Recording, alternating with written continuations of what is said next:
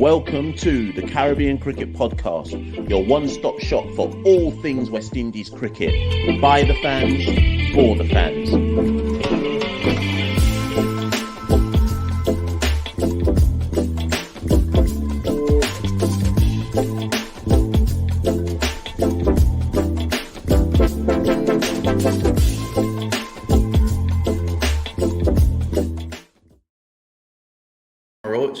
And I listen to the Caribbean Cricket Podcast. Indeed, you are, people. You listen to the Caribbean Cricket Podcast. Welcome back to another edition, another episode. Santoki, I don't even know what episode this is, but let's just call it episode 83. It could be 82. Who knows? We don't know. We don't keep track anymore. But I'm Mashal St. Patrick here at one half of the Caribbean Cricket Podcast. And with me, as ever, is my partner in crime, Santoki Nagulendran. Santoki, how you doing? Yeah, thanks, Mashal. Pleasure to be back for whatever number episode this is. Let's go with 83. But, Mashal, we're here. You know, we've got a special guest coming on this show. To give some context, I guess, Mashal, by all accounts, you would say the same. It was a season to forget for the Jamaica Scorpions in the 4-day regional season. They went winless. But this guest we have on the show, sort of, ironically, he came in as a medical replacement in the first game, sort of made a name for himself and got people talking. So we're here to look at his career and talk about many, many topics. Yeah, most definitely. And I like how you got in the dig there about the Scorpions. Scorpions not winning any games. But you know what? Let's not forget that the Scorpions are CPL defending champions and Super 50. Well, say Talawars, but Super 50 defending champions as well. We can't win everything, you know. But I should have kept my my Talawars jersey out for today's one. But yeah, as you say, Santoki, special guest on today. And I think you gave the best introduction there. He's made waves this season, and I'm super interested to kind of chop this up with him. Not just because he hails from my homeland, but I just think he's a super interesting cricketer, and I think there's a real interesting story in there. So without any further ado, we want to bring on the man himself, Abhijai Mansingh. Let's bring him on and see how he's doing. Abhijai, how you doing? I'm good, guys. Nice to be on the show. Excellent. Santoki, I should tell you actually, and for all the guests at home as well, that Abhijai is one of the first cricketers that we've got in touch with who has said yes within 0.7 seconds, you know. I didn't even have to try and do the begging one. I just said, listen, we're interested, and Abhijai said, yeah, no worries, man. Let's come on. But Abhijai, as Santoki said at the top of the show, you've had I'm going to call it a break. I'm going to call it the breakthrough season. And if you think that's the wrong way to describe it, by all means, tell me so, right? But I'll tell you why I'm going to start there and say you've had what I call a breakthrough season. Obviously, I think with the bat for the Scorpions, you averaged 29. With the ball, I think you averaged 29. I may have that out by one with one of particular suits. And you scored 3 half centuries for the Scorpions in this season's competition. I think what turned people's eyes quite a lot was your ability to occupy the crease at a time when the Scorpions were struggling with the bat as a unit. You seem to kind of buck the trend by being able to bat a lot of time. And then with the ball, the leg breaks. The leg breaks. And this is quite important though, Abhijai, because for a lot of people in the region, we talk about the kind of dearth of genuine leg break bowlers. So we want to kind of get into that as well and talk about your skill set in that regard as well. But where I'm going to start, before we even get into the Red Ball Championship, let's take it all the way back. And I want to take it all the way back to Campion. That's where I want to take it.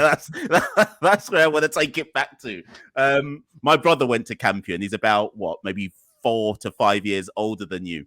And when I was doing my research about you at Campion, for those listeners who are like, Campion, what are you talking about? So we're talking about Campion College, which is one of the top schools in Jamaica and certainly in Kingston, if you know it. But you were captain at Campion when they won the Grey Shield. So let's go to your school career first and foremost. Let's start there with your Campion experience. I think those are some of the best days of playing cricket for me. I had a lot of fun playing. I was playing with some of my best friends. I was playing with my brother. It's probably the last time I played with my brother. So I was just enjoying my cricket there. You know, it's a very academic school, so to win the title with them was, you know, it was a massive achievement, and it was just somewhere where I enjoyed playing cricket. No one there really had aspirations of going to the next level. I think it was just myself and Brandon that that really had that aspiration. So one thing that I learned from my experience there was just to enjoy your cricket and, you know, see where it takes you. And it's interesting. I'm so glad you've referenced Brandon almost immediately, because I think you and Brandon probably would have played, because Brandon's what, 2 years older than you? So three. So you may have played maybe 1 or 2 seasons together if you're lucky. Nah, we played a few. Brandon was it more? Was it more? Yeah, Brandon was one of those people that he was young for his year, very young for his year. So we probably played 4 years together at Campion. Okay. But we knew each other even before that, from where kids growing up, and yeah, that was also nice to play with Brandon there, and, you know, continue playing with him because he's like a big brother to me. So yeah, I love playing with him. Of course, and that's what I'm glad you made the reference to Campion being seen as a very academic school. And when, like I say, when I was doing the research, and I didn't know until I properly researched you, I hadn't realized you'd gone to Campion. I knew Brandon had, and I say this with full respect when I say this comment next. Campion's not really seen as a school where where sports people, like you got your KC, you got your JC, you got your Calabar. I went Walmers, you got Walmers, etc. So when I heard that, okay, so what? Abhijai went to Campion, and much less now he's playing for Jamaica, etc., etc. How did you buck the trend at Campion? I need to understand this. To be honest, you know, my family helped a massive deal, a great deal with that, because, you know, it was always, I wouldn't say it was always 50-50 with me in terms of cricket and studies. I think cricket always had that little more in me than studies. But one thing, going to Campion, it was tough because you had to compete with the best students in the island, and then in cricket you have to compete with the best cricketers around the region. So I think, you know, going to Campion was certainly tough in terms of playing cricket, but it definitely made me tougher and definitely taught me how to manage time a lot better. It's interesting, actually, because on that topic of your family, funny enough, after your first game for Jamaica this season, you tweeted, I'm assuming this is from your actual account, heard some interesting theories going around, but I am born Jamaican. My grandparents moved from India to Jamaica via Canada. I'm 100% Jamaican with Indian culture. Now, firstly, what provoked you to do that tweet? What sort of theories were you hearing? I think on the stream of the games, people were, you know, saying that my dad was from Guyana, so that I have a twin, you know, all sorts of things people were telling me that people were saying. So, you know, I just wanted people to know that, you know, I'm not Guyanese. I wouldn't want to be Guyanese or Trini. I'm a full Jamaican. But that's a good point, because I think when most people think of Indo-Caribbean players, they think of you're either Guyanese or Trini. So as far as I'm aware, you're the first Indo player I can remember playing for Jamaica. Going back, what's it like growing up in Jamaica as an Indian person? And also the fact that your grandparents came from India, do you think that helped you in terms of your ambitions in terms of being a cricketer? Because cricket's so big in India, your family took it more as a more realistic career option. Yes, I think cricket is what brought my family to Jamaica in the first place. My grandfather, he was working in Canada at the time and wanted to watch cricket, so he came to Jamaica to watch a game and, you know, never left. So cricket is why my family is in Jamaica, and, you know, it's just by that story alone, you can tell that it's definitely deep rooted into the family. So, you know, for my grandfather's not around anymore, but for him to have a grandson that's playing professional cricket right now, I think, you know, that's what keeps me going every day. With let me go here. So what's interesting to me though is, like, and we kind of start with Campion and obviously your family's journey and so on and so forth. When you came out of Campion, what were your next steps? After, like, obviously you would have been playing age group cricket, so you would have played like Jamaica under 15, 17, possibly 19. And we talk about this quite a lot across the region, never mind Jamaica. The jump from under 19 level to senior cricket can be hard. I think about a couple of months ago, we had Jermaine Blackwood on And he spoke about how when he was at under 19 level, it was hard to make the breakthrough into the senior Jamaica side. But for your story, when you finished Campion and whatnot, what was your next path when you didn't immediately make it through into the senior setup? Well, I think when I left Campion, I had two options. I'd got into med school at the time, but I knew I wanted to play cricket. And some people may say this, but I chose the harder option in cricket. And at that time, I was focused on making the under-19 West Indies team. That didn't happen. So after that, I figured, look, how am I going to get better? How am I going to get to the next level? So what I did just after school was I went online and emailed every single cricket club in Australia, hoping to get a stint there somehow. And yeah, I mean, it worked. No, sorry, no, I'm gonna have to stop you. No, sorry, no, I'm stopping. I've got to stop the show right now. Hold on a minute. I need to know what you put in that email that made it work. How did you sell yourself? So at that time, when you played under 19 for Jamaica, I think you had a cricket for profile. And I think cricket for profile kind of carries a bit of weight. And right, basically, I was truthful. I said, look, I just finished playing Jamaica under 19. I really want to improve my cricket. I want the experience of playing in different conditions. I also want the experience of leaving my house and developing as a person as well. And if there's ever an opportunity, I'd be willing to come. Not obviously I wasn't looking for money at the time. I just wanted the experience, but I had to make sure that everything was covered in terms of getting there and yeah. So yeah, I just tried to be as truthful as possible. I didn't have anything to my name, so I just said, look, I'm really giving it my all to this journey, and if you guys are willing to have a young player, I'll be there. So which club hit you up after that? So a club ended up taking me. It was a club called Murdoch University Melville Cricket Club in Perth, and basically what the deal was there is that it was $4 a run and $25 a wicket, so you had to come,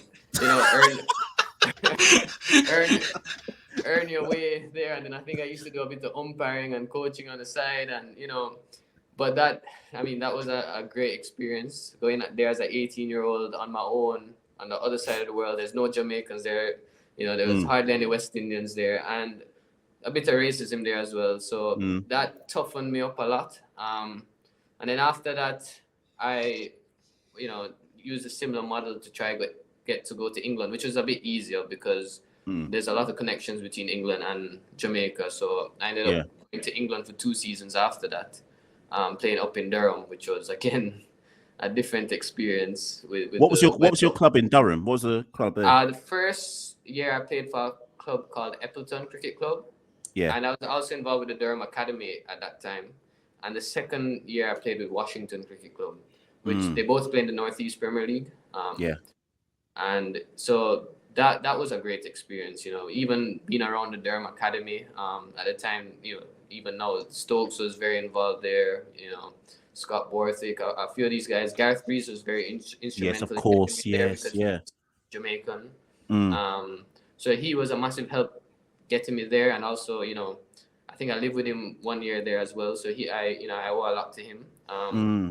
So yeah, I think during those years, I was really just looking to play a lot of cricket, learn more about myself, test myself, just anything that could get me to improve to get to that next level. It wasn't a linear path. I think I had a lot of injuries during that time. I've been through 2 shoulder surgeries, so it was definitely not. I could see why a lot of players do fall out between that 19 to 23 age gap, because you need that certain level of you need a direction, a pathway. Yeah. And I was lucky enough to get it through that club system of going away and playing.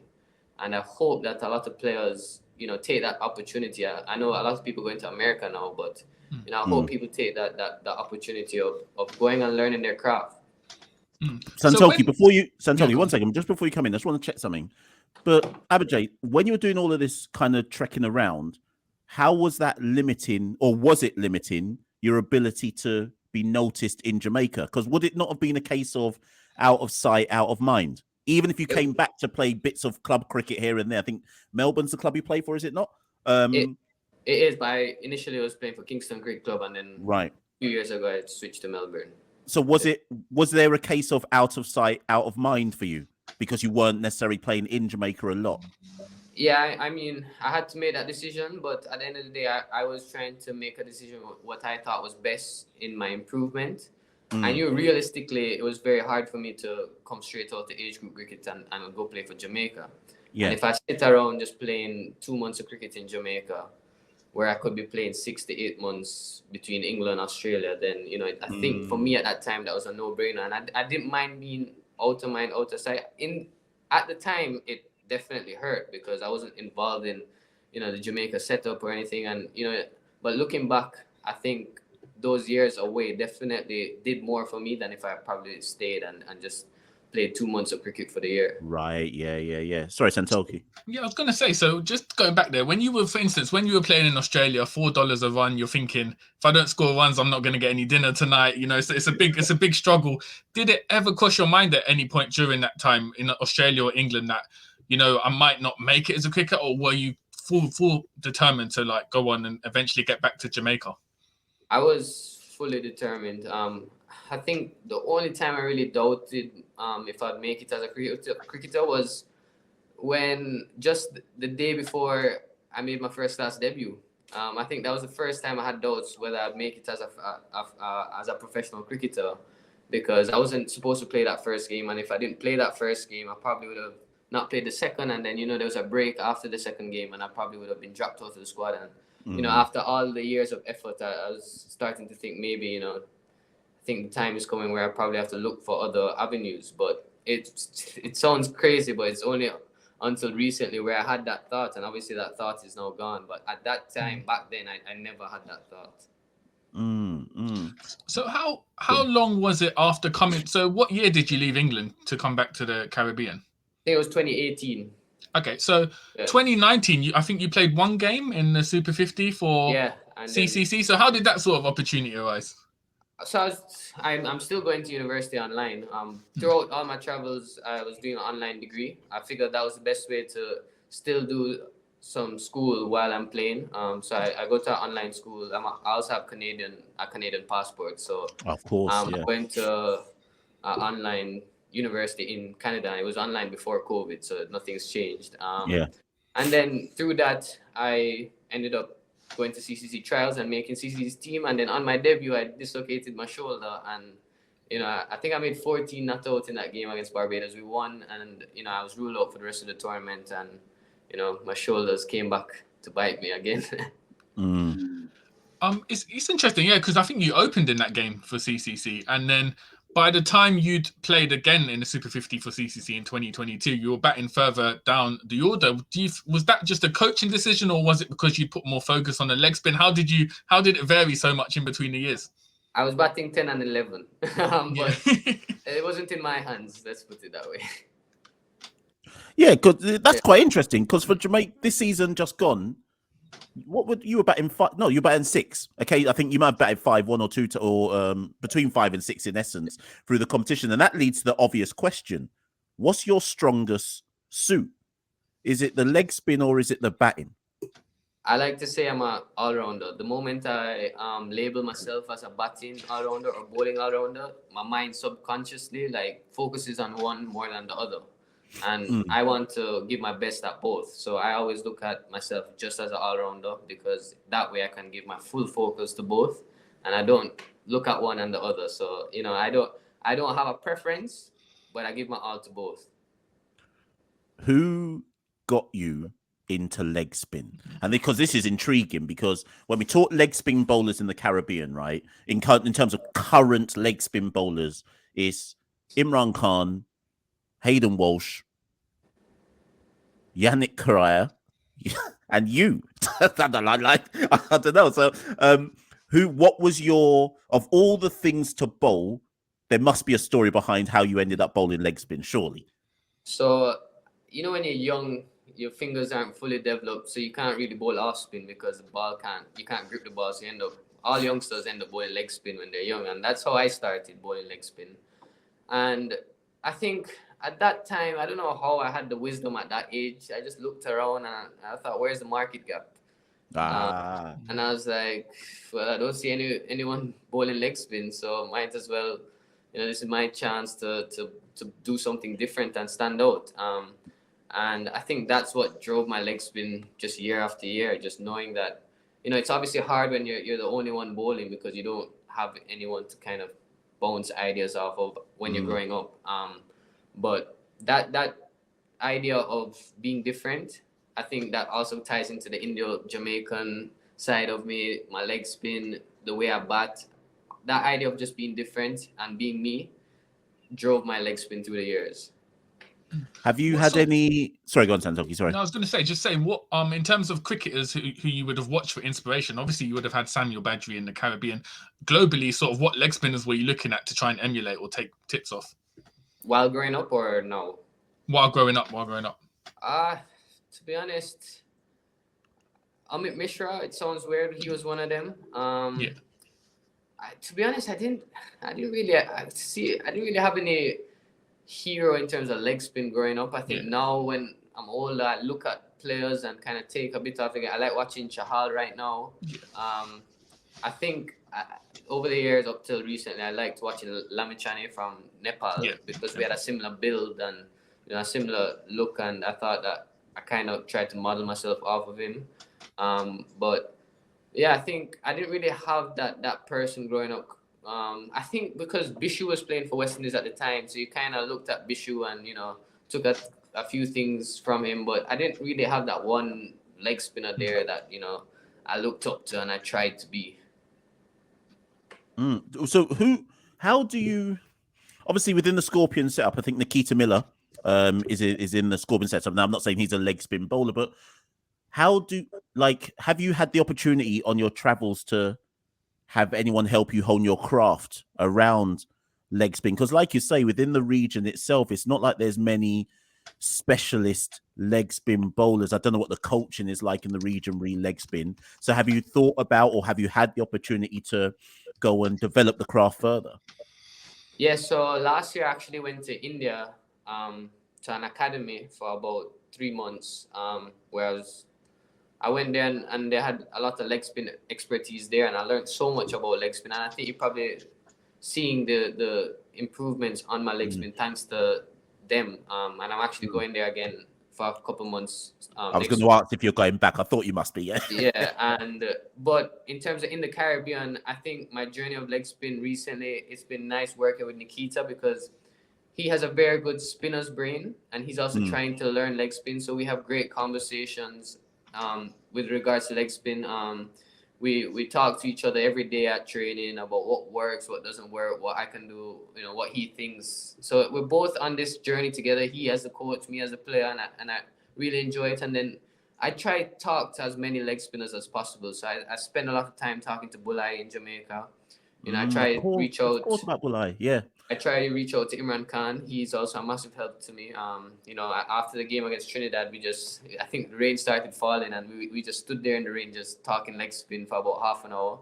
But I just tried to create that network around me between Nikita, between Bulai, between Imran Khan, between the coaches in India, just so that I have, because I knew growing up I didn't have that support system with leg spin. So I'm trying to create that now, and I see where it helps. It helps because I leg spin is a hard craft, and it's very easy for things to go wrong. So I just want that support system around me where it guides my leg spin through the years. Because I'm aware of the history of leg spin in Jamaica, where there's a few that came on the scene quite quickly and went off the scene quite quickly as well. You had the likes of Gavin Wallace, Hakeem Dewar.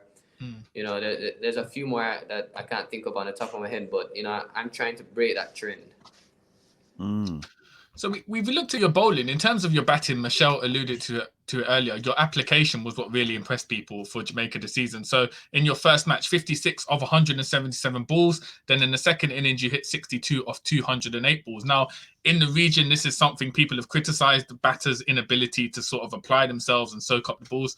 Is that side of your game, how have you worked on it? Is it something that came natural to you? How did you sort of get to that point where you could soak up balls, apply yourself, focus? Was it more of a mental challenge? How did that kind of come about?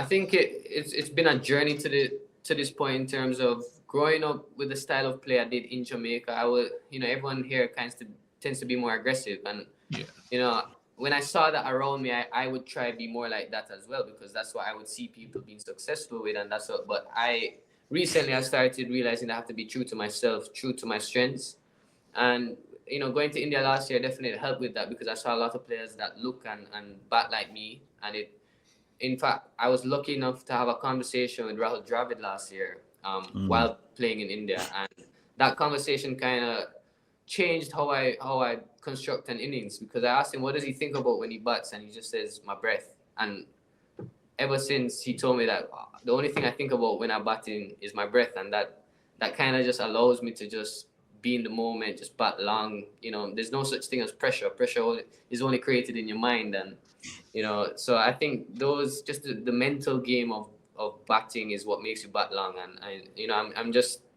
I love the challenge of maintaining concentration and just focusing on each ball, and I think that's what you probably saw this season. Yeah, well, most certainly we did, and like as I kind of alluded to at the top of the show, it was a season where the Scorpions struggled with the bat as a unit, only firing sporadically. Obviously, Jermaine came back later on, and so on and so forth. But what's quite interesting to me is that you have previously been part of Talawar's squads. In fact, were you in the 61 last year? So you were in the 60 last year. Yeah. So the obvious question is this: as Santoki says, this year you've been impressed with your ability to stay at the crease and occupy time. What about when you switch over now to white ball? Because obviously, like you say, with the increasing advent of T20 cricket and so on and so forth, is that now an area of your game that you feel that you'll now have to develop, or do you think you've already got that because you've been part of Talawar's setups prior to making your first class introduction for Jamaica? So do you think you've got a game that actually was primarily suited to white ball cricket before red ball, so to speak? I think my role kind of changes in white ball cricket. I think my bowling is what carried me into the Talawar's setup and all the leg spin. And in terms of the batting, again, it's just staying true to my strengths. I think this season what happened is that I was forced to soak up a lot of balls just on the team situation. But there was one particular situation against Leewoods in the first game where we are actually going for the win. I think myself and Merchant were batting, and we needed about 100 runs with 4 wickets in hand. And that was the only time in the season I could be aggressive. I remember hitting a 6 off Cornwall. He had long off back and hitting it over long off. So I know I have that in me. It's just, again, the situation this season didn't allow me to bring out that attacking side of my game. And I think I know I have it. It's just, when the situation comes, I will show it. This season, I couldn't really show it at any point because it was almost every innings I went to bat, it was a rear guard action needed. So yeah. It's just depending on the situation of the game, and that's I don't have one style. I just bat to the situation of the game. Can I just ask? And you may not want to answer this one actually, so I'll allow you to play the pass if needs be. But when you made your debut this year for Scorpions, what was the overwhelming feeling for you though? Because, and I say this respectfully, it's a long time to wait to make your debut when you've been playing cricket. You've been. I mean, you've had more experience than a lot of regional cricketers would have had in terms of being able to go abroad and so on and so forth. And yes, you've kind of been in Talawar squads here and there, but was there a sense for you of it's about time? And I don't mean that in an arrogant sense, but just in a sense of it's about time I represented Jamaica at the first class level. I think when you're young, you always think you should be playing. And I think what this season kind of taught me is that, look, it's better to be prepared and then play than to play unprepared, because it's easy to get the chance and easy to be thrown away. So I think I'm kind of grateful that I had to wait this time. It taught me a lot about life. It taught me a lot about what I need to improve as a player. And I think that process just helped me be ready for this opportunity. So yes, there's times in the past where I thought, it's time that I play now. It's time that I play now. But after playing, I truly understand why you have to wait this long, why you have to go through the hard yards. And, it was a relief when I did end up playing. I think it was just, you work so hard to reach a goal. And it's the start of another journey. But to reach that destination of the first journey was definitely it's about time that I play type feeling. But, after you got that cap, you don't have that feeling anymore. It's about, starting the next journey ahead of you. So with the season sort of finishing for Jamaica Scorpions and no first class cricket for another year, you mentioned earlier you're going back to an academy in India for a while. Other than that, what sort of plans do you have for the upcoming year to sort of keep on track in terms of developing your game?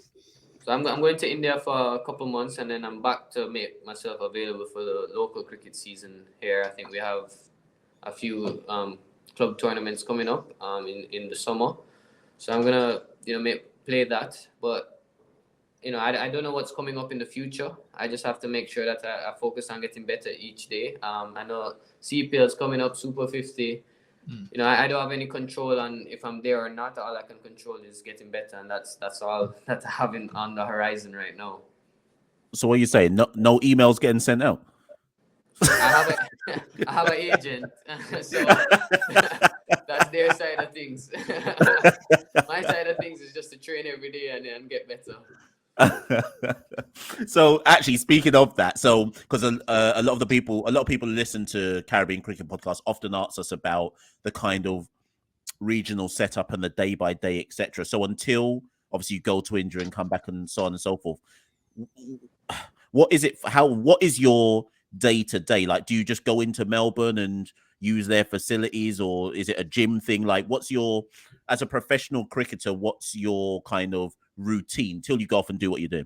I think, well, obviously when the Scorpions do have training, that becomes your routine. But when there is no training, I think I pride myself off my work ethic. So I think a lot of people will kind of be scared of what I'm about to say. But I wake up early. I do a lot of either cycling or running before training, and then I would go either to the UE Bowl, which is down the road from me, or Sabina, and do a lot of tennis ball drills, or if someone's there to bowl to me, I bat. I do a lot of spot bowling. I do, I try to do 15 to 20 overs a day of spot bowling. Then I come home, eat, go back again, do some sort of cricket-related specific training till about 4 o'clock, and then from 5 to 7 I hit the gym, and then at night I try complete my degree. Right. Santoki, listen, whilst Abhijai was saying that, I was writing down the notes, because when I touched Jamaica this summer, I'm copying the routine, Santoki. I can still make it. Michelle, I think it's time we hit Abhijai with the big questions. He's no different from all our other guests. So without further ado, do you want to go ahead? Yeah, of course. So Abhijai, we always end the show with the following question. So you're no different. And actually, this will be quite interesting given the amount of global experience you've had. What's been your favorite place to play cricket at, both inside the Caribbean and outside the Caribbean? I think Sabina Park, because inside the Caribbean, Sabina Park, because there's that emotional connection. Went there as a boy, we get to play there, train there. So to play a test match or any sort of international cricket for West Indies at Sabina is, a dream of mine. I think internationally, I haven't played at much international grounds, but I've been to a few. I think the one that probably stands out to me would be the MCG. It's literally like a theater there. Like, if I can get to play there one day, that would also be a dream of mine, because, to have that many people watching you would be amazing. Listen, Abhijai wasn't lying when he tweeted he's 100% Jamaican, because he didn't even need to think about saying Sabina Park within 0.0 seconds. The question. Just as I got the question out, I heard Sabina straight away. I think I've done everything at Sabina. I've played cricket there. I've gone to parties there. I've done everything possible at Sabina. So that's my second home. Who's been the best player you've played with? And actually, because you're an all-rounder, Yeah, so who's been the best batter you've played with, and who's been the best player that has bowled at you? I think I'll say it like that. Best batter I've played with, that's a difficult one. Obviously, it's still a young career. I haven't played with that many. I actually played a minor cup game with Jimmy Adams. So does that count? Does that count? Yeah, that counts. That counts. Yeah. So how old were you though? Hold on. What's up? How old were you at the time? I was 12, and he was about 85. Yeah. So I would say Jimmy Adams. Best bowler to have bowled to me would have been Ben Stokes in Durham. Cool. Yeah. Wait, what's the other one, Santoki? I've missed. No, in fact, that probably is actually all of them. Yeah. No, actually, we do one more. All-time. Who's your all-time favorite batter and bowler? So not who you face, just generally all-time favorite batter and all-time favorite bowler. All-time favorite batsman is very easy. It's Rahul Dravid. You can see that I kind of try and model my game off of. Yeah. And then all-time favorite bowler, I have to say, it's not a leg spinner, but I'd have to say Courtney Walsh. Oh, yeah. Yeah, I think that I have to give a Jamaican in there for sure. 100% Jamaican. It's all good. Listen, Santoki, I'm going to let you round this one off. Abhijai, it's been an absolute pleasure to talk to you and hear about your stories through your career. And we wish you, both of us here at the Caribbean Cricket Podcast, wish you all the success going forward from the future. And we look forward to hearing you doing big things very, very soon. Thanks, guys. I really appreciate it. No worries, man. Absolute pleasure having you on. Ladies and gents, that's been another episode of the Caribbean Cricket Podcast. I really enjoyed that one. Abhijai was a fantastic guest. For anybody who's listened to that particular episode, whether on the audios or whether on the visuals, comment below. As ever, get in the comments below at us at Carib Cricket, Twitter, Instagram, etc. Like, share, rate, review, subscribe. You know that, all of the jazz. And we'll keep bringing the content that you lot love. Thank you very much for listening to another episode of the Caribbean Cricket Podcast. Thank you and good night. We rule the cricket world. Now the rules seem coming. Welcome to the Caribbean Cricket Podcast, your one-stop shop for all things West Indies cricket. By the fans, for the fans.